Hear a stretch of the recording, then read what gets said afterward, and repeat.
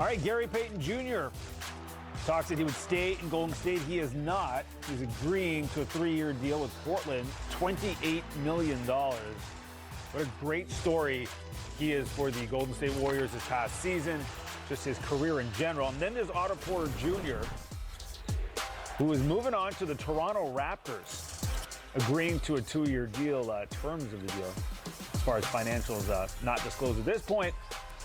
But again, another point where he had a fantastic playoff run for them, for the Golden State Warriors. And this is kind of the way you do business in the NBA. When you win a championship, you can't keep everybody, right? And there are going to be guys that you got to see go. And keep in mind, the Warriors are the only repeater tax team in the league. So the more they spend, the more punitive the tax gets, the higher they go. And, yeah, and there's some financial reasons in terms of limited resources with bird rights and things like that.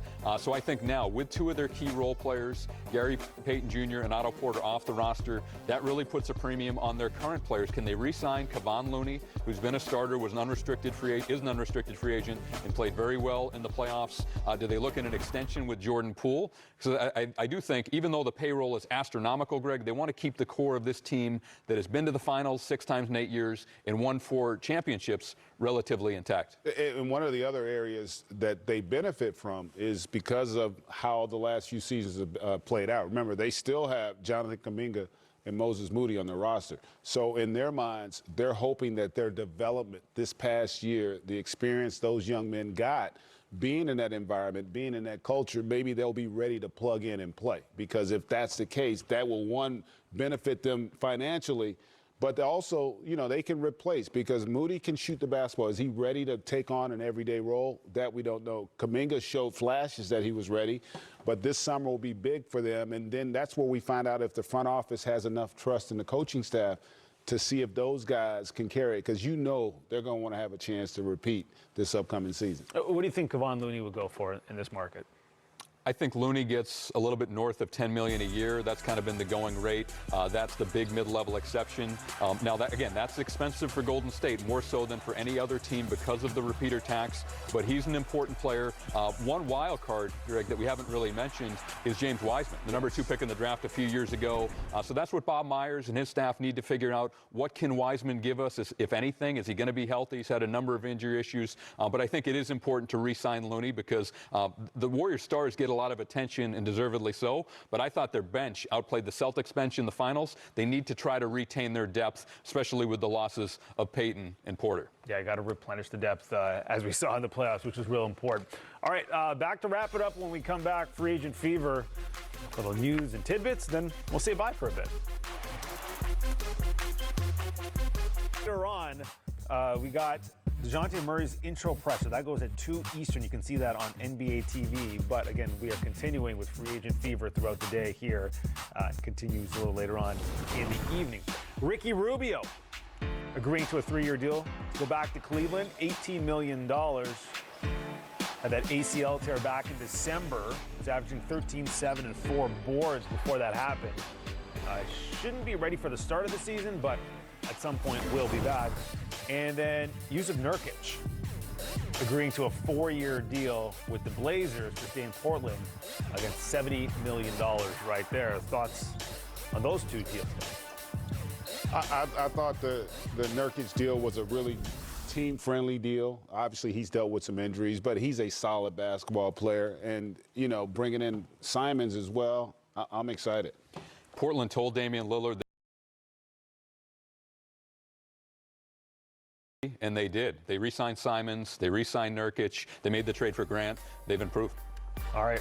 Keep these phones and these computers charged. We will be back. Anything breaks, we'll be here. We're not going anywhere. We're all stuck together. We'll see you soon.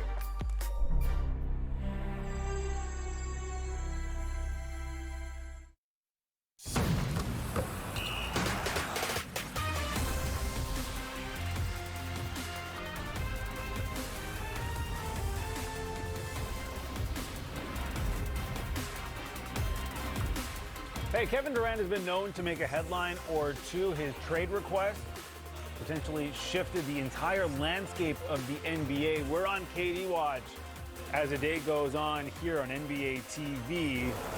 Meanwhile, another big, Rudy Gobert, wanted new destination. He's got a new destination. The Twin Towers now forming in Minnesota. We'll break down the deal that's sending Minnesota, the big man. And Kyrie Irving, could he be reuniting with LeBron James?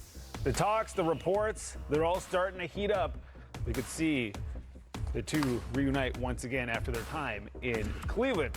Welcome to Free Agent Fever. Nabil Kareem alongside Ryan McDonough. Greg Anthony is going to join us in just a bit. But the breaking news right off the top here, Rudy Gobert moving on to Minnesota now. And the deal includes basically 5 first-round draft picks. Utah getting Malik Beasley, Patrick Beverley, Walker Kessler, Jared Vanderbilt, and first 4-round picks, and then including Walker Kessler. So they're getting a huge haul here for Rudy Gobert, and the initial reaction around the league, Utah rebuild. Still got Donovan Mitchell there at the moment. And then C.J. McCollum, again, 5 firsts, which makes you think, when you talk about Kevin Durant, what is he worth? But again, Rudy Gobert at this point, there has been a lot of talk, Ryan, over the last season about the contention between him and Donovan Mitchell in Utah, and if one was going to go, who would be going first? Well, Rudy's got his wish, and he's going to Minnesota.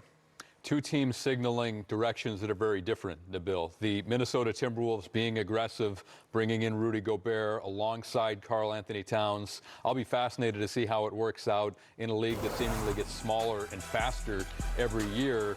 The Minnesota Timberwolves are now huge with the Twin Towers in Rudy Gobert, the Defensive Player of the Year, and Karl Anthony Towns, arguably the most talented offensive big man in the league. So they'll play together some. They'll always probably have one of those guys on the court. So Minnesota's being aggressive. They made the playoffs a year ago. They're trying to climb the ladder in the Western Conference. And Utah, I think this is a start of potentially a full-blown rebuild. We saw Royce O'Neal go out yesterday to the Brooklyn Nets. And now one of their 2 best players, Rudy Gobert, is a Minnesota Timberwolf. And I'm assuming they'd have to go to Karl Anthony Towns here and tell him, hey, you're moving over to the 4, right? Like to see that fit. How do you see that working out with him and Towns at the 4-5?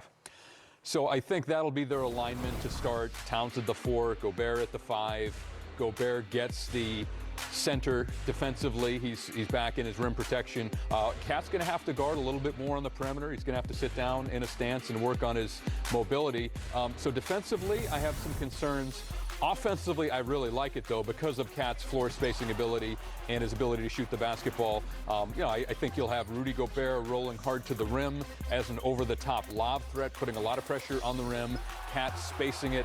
So I like the way it could work. And then I think with injuries, with foul trouble, it gives Chris Finch and his staff the ability to stagger those guys. They'll always have one dominant big man on the court between Cat and Gobert throughout the 48 minutes. Yeah, it's interesting because the league went to this sense of like, hey, playing copycat ball and you go small ball for a while. But now you're starting to see the bigs are coming back, guys who are agile, guys who can do different things on the court. Rudy Gobert is one of those guys. Last couple MVPs were won by Nikola Jokic, who Tim Connolly, the president of basketball operations, now in Minnesota, drafted when he was in Denver. Joel Embiid was an MVP candidate this year. So the league is, goes in shifts. There are trends and waves. Clearly, Minnesota feels like they can load up with 2 7-footers who are talented, one great defensively, one great offensively. Can they make it work? That remains to be seen, but certainly the Timberwolves think it can. They were super aggressive in this package for Rudy Gobert. And you mentioned earlier two teams going in different directions. Utah now opening up maybe that rebuild, and Donovan Mitchell. And now teams might be like, okay, well, let's call and see what he's at, really. I think that'll absolutely happen. In fact, I expect that the Jazz's phones are already ringing off the hooks with O'Neal, who was, a solid player, but a role player out, but especially now with Gobert out. And the package that Utah received in return was more forward-looking. Yes, they did get Malik Beasley and Patrick Beverley, who can play now. Walker Kessler wasn't in Minneapolis long. Hopefully he didn't buy a place there. And that trade can happen today because it's just his draft rights, Nabil, getting rerouted from Minnesota now to Utah and the picks. But this is a forward-looking move for Utah. This is the kind of move that historically has signaled a rebuild. So we'll see if they'll keep going with Donovan Mitchell, or if they use some of those assets to pivot to try to rebuild on the fly around Mitchell and keep him happy in Utah. What teams do you think would be particularly interested in Mitchell? We've heard Miami. We've heard the Miami Heat. They have Tyler Herro, who is now up for an extension. They play the same position. Miami has other assets as well. We know Pat Riley and Andy Ellisberg tend to be aggressive in trying to get stars, especially stars in their prime. We also know that there's a relationship now between the Jazz with Dwayne Wade, minority owner, and his former franchise, the Miami Heat. So we'll see. I think that's a destination that would be attractive to Donovan Mitchell and his group if they were to leave Utah. But anytime you have a star like Mitchell in his prime, under contract, the phone rings a lot. Yeah. And, so that'll be the second part of this. We'll see if there is a second leg. Gobert is out.